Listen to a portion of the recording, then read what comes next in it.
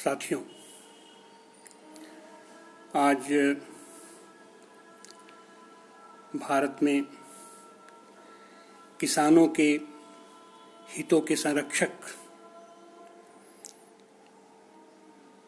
पूर्व प्रधानमंत्री चौधरी चरण सिंह की पुण्यतिथि है। हम उन्हें उनकी स्मृति को प्रणाम करते हैं। आज हमारा देश जिस स्थिति परिस्थिति से गुजर रहा है, यह शायद हमारे देश का सबसे सघनतम आपदा का समय है। कोरोना संकट जो पूरी दुनिया को परेशान किए हुए है, हमारे यहाँ भी विकट स्थिति में आ चुका है। हम लॉकडाउन के 5वें दौर में प्रवेश करने वाले हैं। निश्चित रूप से लॉकडाउन ही इसका एक निदान फिलहाल समझ में आ रहा है, लेकिन ये अंतहीन लॉकडाउन भी इस समस्या का समाधान नहीं है। एक दिन हड़ताल हो जाती थी, 2 दिन हड़ताल हो जाती थी तो त्राहि त्राहि मच जाता था। सारी मीडिया, सारे देश, हमारा सारा सेंसेक्स, सब लोग चीखने चिल्लाने लगते थे, इतना घाटा हो गया, इतना घाटा हो गया। वामपंथी लोगों ने पूरे देश की अर्थव्यवस्था को जाम कर दिया है। आप सोचिए, 2 महीने से ऊपर होने जा रहा है, आज क्या स्थिति है हमारे देश की, और खास करके क्या स्थिति है हमारे उन मजदूरों की जो रोज कमाते थे और अपने बाल बच्चों का पेट पालते थे। हर तरह के श्रमिक, सारे के सारे उत्पादन कार्य ठप्प हैं, सारी कार्यालय ठप्प है। हम उम्मीद करते थे, और लॉकडाउन इसीलिए किया जाता है कि अंतराल है, उस अंतराल में हम पूरे देश की व्यवस्था को सुनिश्चित कर लेंगे, हम इसकी अर्थव्यवस्था को सुनिश्चित कर लेंगे, हम देश के नागरिकों के हित में फैसले लेकर हम उनकी समस्याओं का समाधान ढूंढ लेंगे। लेकिन 1 बार बीता, 2 बार बीता, 3 बार बीता, 4 बार बीता, अब हम 5वें दौर में प्रवेश करने जा रहे हैं। 2 महीने से ऊपर हो गया, हमने कोई व्यवस्था नहीं की। हमने देश के अपने नागरिकों के जो दैनंदिन जीवन की चीजें थी, उन संदर्भ में भी कोई व्यवस्था नहीं की। हमने उनको उनके हाल पर छोड़ दिया। परिणाम क्या हुआ? हमारा मजदूर जहां था वहीं से अपने घर की ओर चल पड़ा। विदेशों में था तो अपने देश की ओर चलने के लिए छटपटाने लगा, दूसरे प्रदेशों में था तो अपने प्रदेश में जाने के लिए छटपटाने लगा। सबका केवल एक ही लक्ष्य था कि हम किसी तरीके से अपने गांव पहुंच जाएं। वह गांव जो उपेक्षा का शिकार हो गया था, जिस पर हमारी सरकारों ने भी ध्यान नहीं दिया। इस पूंजीवादी चकाचौंध में हमने अपने गांव को भुला दिया। ग्लोबल विलेज का नारा दिया गया और खोखला नारा दिया गया।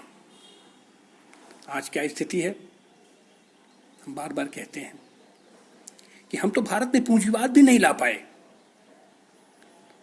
हम भारत में पूंजीवादी व्यवस्था भी लागू नहीं कर पाए। ये हम लंपट पूंजीवाद के शिकार हो गए हैं, जिसमें कोई उत्पादन नहीं है, कोई कल कारखाना नहीं है, सूखे लकड़ी को हम रगड़ रहे हैं। पूरी की पूरी उत्पादन व्यवस्था ठप हो गई है। दूसरे देशों पर हम निर्भर हैं, दूसरे देशों के आयात पर हम निर्भर हैं। हम चाहे जितना ताल ठोक लें, सच बात यह है कि चीन की सारी सामग्री, चीन के सारे उत्पादों से हमारा बाजार पटा हुआ है। और हमारा बाजार ही नहीं, दुनिया का बाजार पटा हुआ है। उसका कारण है जिस देश की भी, जिस व्यवस्था की भी, जहां की भी अगर अच्छाई है थोड़ी बहुत, तो उसे स्वीकार करना चाहिए। उन लोगों ने अपनी जनसंख्या को अवसर के रूप में बदला, ऊर्जा स्रोत के रूप में बदला और अपने सस्ते श्रम के बल पर उत्पादकता की बाढ़ लगा दी। चीन ने उत्पादन की होड़ पैदा कर दी, अपने हाथ से तमाम उत्पादन करके, तमाम चीजों का उत्पादन करके दुनिया का बाजार पाट दिया। और आज चीन से टक्कर लेने की स्थिति में कोई नहीं है। अमेरिका भी दम चाहे जितना भरे, उसके पास केवल युद्ध के हथियारों के अलावा और है क्या उसके पास? अगर दुनिया युद्ध लड़ना बंद कर दे तो कल अमेरिका की सांस बंद हो जाएगी। इसलिए उसकी मंशा हमेशा रहती है कि दुनिया में अशांति पैदा रहे, शस्त्रों की होड़ बनी रहे। और इसके तहत वो जिससे भी दोस्ती करता है उसका एकमात्र लक्ष्य होता है कि हमारे हथियार ले जाओ, अपने आसपास तनाव पैदा करो, अपने क्षेत्र में तनाव पैदा करो, ताकि तुम तो हथियार खरीदो ही, तुम्हारे पड़ोसियों को भी हथियार खरीदने की जरूरत पड़े, वो भी हथियार खरीदें। और ये अंधी दौड़, हथियारों की अंधी दौड़ देश को बर्बाद करती है, क्योंकि देश का विकास तो शांति में निहित होता है। युद्ध समाधान नहीं है किसी चीज का। लेकिन हमें अपनी सीमाओं की रक्षा के लिए भी, हमें अपने देश के नागरिकों की रक्षा के लिए भी, हमें अपने हितों की रक्षा के लिए भी सतत तैयार रहना होगा। आज जो हमारे सीमा पर तनाव दिखाई पड़ रहा है वह भी कहीं न कहीं से उसी का परिणाम है, युद्ध की होड़ का परिणाम है। जब तक अमेरिकी राष्ट्रपति और खास करके जो ट्रंप आया है, जब तक घोषणा कर देता है हम मध्यस्थता के लिए तैयार है। अरे कौन तुमको मध्यस्थता के लिए कहता है? Who are you? तुम कौन हो? कौन होते हो तुम?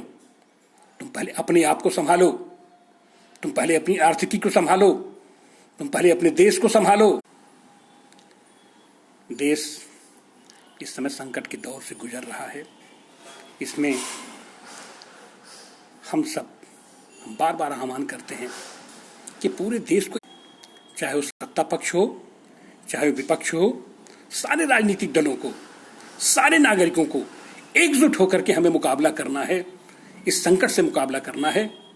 और खास करके जो आने वाले दिनों में संकट आने वाला है कि हमारी उत्पादकता शून्य होने वाली है, शून्य हो चुकी है, हमारे सारे उत्पादन ठप हैं, इसको फिर से पुनर्जीवित करना होगा। और खास करके हमें विचार करना होगा इसके, जो श्रमिक इतने कष्ट सह करके लौटा है अपने गांव को, वह श्रमिक फिर जाएगा, वहां जाने की सोचेगा, इसके बारे में कुछ नहीं कहा जा सकता, क्योंकि अब वह श्रमिक वहां नहीं जाना चाहेगा। सच बात यह है। और अगर जाना भी चाहेगा तो अपनी शर्तों पर अब हो जाएगा। इसलिए उस श्रमिक को भी, उस मजदूर को भी, उन सारे लोगों को, वो जहां कहीं पे पहुंचे हैं और खास करके अपने गांव में पहुंचे हैं, एक मजबूत इकाई के रूप में, आत्मनिर्भर इकाई के रूप में गांव को विकसित करते हुए हमें उन्हें वहीं रोजगार देना होगा। और यह जो राहत के नाम पर जो लोन मेला आयोजित किया जा रहा है, ये उसका समाधान नहीं है। हमें रोजगार मुहैया कराना होगा, हमें हर तरीके से रोजगार मुहैया कराना होगा। गांव में रोजगार मुहैया कराना होगा, जो जहां है वहीं हमें रोजगार मुहैया कराना होगा। और इस सबको हमें काम पर लगाना होगा। जितनी जल्दी हम इस अपनी सारे श्रम पूंजी को काम पर लगा सकें तो देश के लिए बेहतर होगा। नहीं तो अब विषाद की स्थिति में हमारा देश जाएगा, हमारे सारे नागरिक, और भयंकर विद्रोह की स्थिति में हमारे देश के सारे नागरिक चले जाएंगे। ऐसी स्थिति आए उससे पहले सत्ता पक्ष और विपक्ष, सारे राजनीतिक दलों को, सारे मतभेदों को बुला करके इस समय हमारा एक ही लक्ष्य होना चाहिए, देश का विकास, देश में शांति और सुव्यवस्था स्थापित करना। और सत्ता पक्ष को भी अपने दम्भ से दूर होना चाहिए।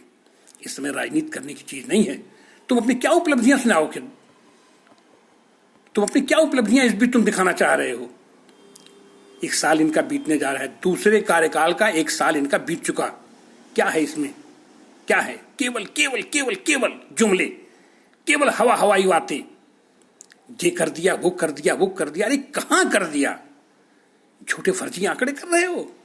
उस फर्जी आंकड़ों की आड़ में तुम, जाहिर सी बात है कि आर्थिकी के घोटाला कर रहे होगे।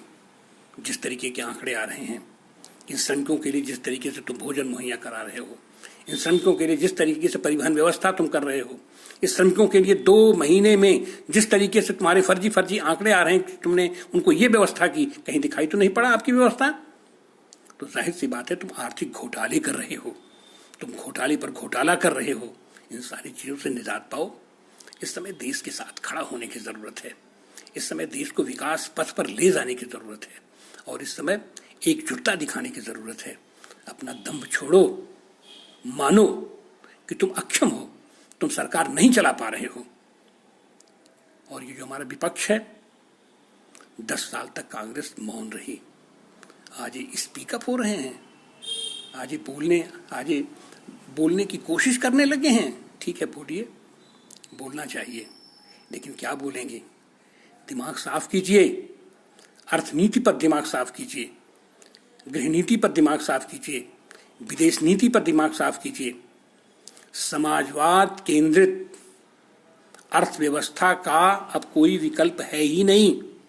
यह जो लंपट पूंजीवादी व्यवस्था है, इसके विकल्प में सबको एकजुट होकर के समाजवाद केंद्रित सरकार के बारे में सोचना चाहिए, समाजवाद केंद्रित आर्थिकी के बारे में सोचना चाहिए, समाजवाद केंद्रित विकास के बारे में सोचना चाहिए, समाजवाद केंद्रित उत्पादकता के बारे में हमें सोचना चाहिए। और ये पूरे देश से हम आह्वान करते हैं, सारे राजनीतिक दलों का आह्वान है कि सब लोग एकजुट होइए। अब यह समय आंदोलन, विरोध प्रदर्शन और अपना ढोंगा प्रदर्शन का नहीं है। यह समय है एकजुटता का, यह समय है एकजुटता दिखाने का। और जाहिर सी बात है, उत्तर प्रदेश में हमारी जिम्मेदारी ज़्यादा है, समाजवादी पार्टी की जिम्मेदारी ज़्यादा है। हम अपने कार्यकर्ताओं को, हम अपने संगठन को चुस्त दुरुस्त कर रहे हैं और देश के विकास में, प्रदेश के विकास में हम अपनी महती भूमिका का निर्वाह करेंगे। और विपक्ष के साथ, पूरे विपक्ष को नेतृत्व देने के लिए हम अपनी समाजवादी नीतियों को, हमारे समाजवादी कार्यकर्ता, हमारे समाजवादी नेता और जितने भी बेहतर, जितने भी अनुभवी लोग हैं हमारे देश में, उन सबको एकत्र करके, उन सबकी राय लेकर के, उन सबकी राय से हम एक नई अर्थनीति बनाएंगे, हम एक नई गृह नीति बनाएंगे, हम एक नई विदेश नीति बनाएंगे। जो हमारी विदेश नीति थी, बार बार नेहरू के लोग चर्चा करते हैं, नेहरू की विदेश नीति उस समय जब 2 ध्रुवों में बटी थी पूरी दुनिया, एक तरफ सोवियत यूनियन हुआ करता था और एक तरफ अमेरिका हुआ करता था। हमने गुटनिरपेक्ष देशों का एक संगठन बनाया, गुटनिरपेक्ष आंदोलन बनाया, 139 देशों के हम नेता हुआ करते थे। और आज हम एकजुट बुझिए, इजराइल की पिछलग्गू बनने के लिए हम लालायित हैं, अमेरिका का पिछलग्गू बनने के लिए हम लालायित हैं। अमेरिका से अपनी स्वामी भक्ति साबित करने के लिए हमने इस कोरोना जैसे महाआपदा को हमने आमंत्रित किया।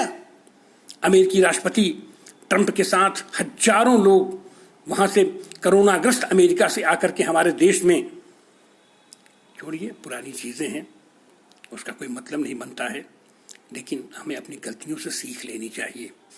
और हमें अपनी गलतियों से सीख लेते हुए आज की तारीख में भी 2 महीने बीत गए, सच बात यह है कि हमारी सरकार की तरफ से कुछ नहीं हुआ।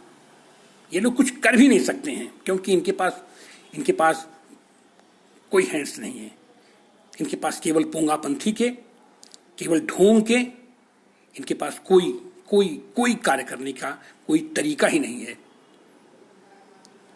हम लॉकडाउन के 5वें दौर में प्रवेश करें, उसके पहले या उसके साथ ही हमें अपने विकास के बारे में सोचना चाहिए।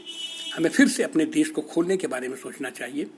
हमें अपने सारे नागरिकों को रोजगार देने के बारे में सोचना चाहिए।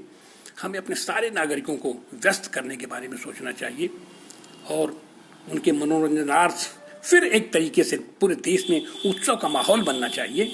और वह उत्सव का माहौल लोन देने से नहीं होगा, कर्ज देने से नहीं होगा। वह उत्सव का माहौल होगा जब आप उनके हाथों में काम दें और उनके काम के बदले उन्हें दान दें, उसके मूल्य का भुगतान करें। क्योंकि खैरात में पाने वाले माल से कोई नागरिक खुश नहीं हो सकता।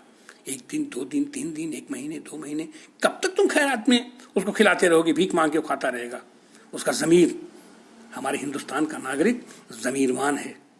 हमारे हिंदुस्तान के नागरिक का अपना अपना अपना अहम है, अपना आत्मविश्वास होता है, अपना आत्मसम्मान है सबका।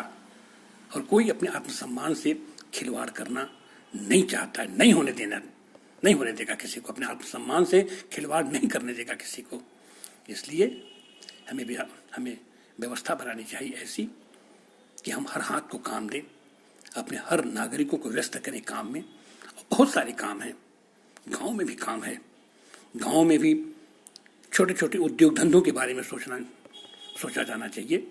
गांव में हमारा सबसे बड़ा आधार है हमारी खेती को भी हम नए तरीके से हमको उसके बारे में सोचना चाहिए, कि हम उसकी उत्पादकता कैसे बढ़ा सकें।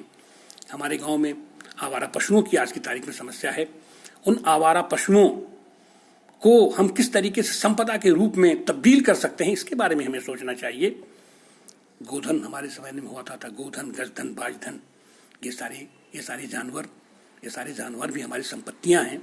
उनको एक संपत्ति की तरीके से, उनको भी एक उत्पादन इकाई के रूप में हमें विकसित करने के बारे में सोचना चाहिए। और पूरे देश को हमें विकास के पथ पर ले जाने के लिए पूरे देश को उत्पादकता में हमें लगाना चाहिए, उत्पादन में लगाना चाहिए। आज की तारीख में हम आप सबको निवेदन करते हैं कि इस धारा में, इस विचार में बिना विरोध प्रदर्शन के, बिना किसी